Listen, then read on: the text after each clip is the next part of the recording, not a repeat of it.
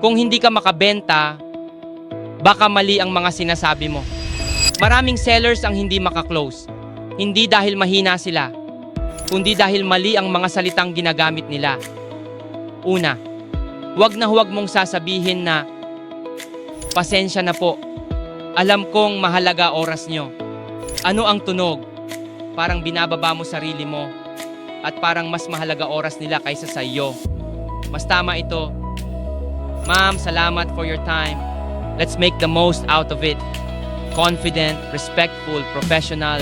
Pangalawa, pagdating sa presyo, iwasan yung script na, Sir J, ang total investment para ma-solve ang ABC para makuha mo ang XYZ ay para bang tunog defensive, parang humihingi ka ng approval.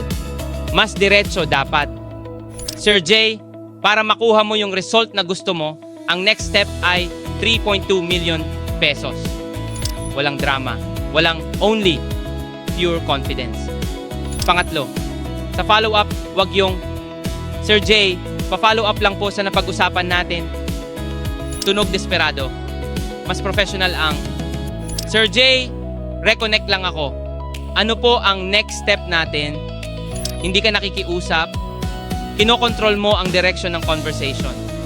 Tandaan, sa sales, maliit na adjustment sa words equals malaking difference sa closing.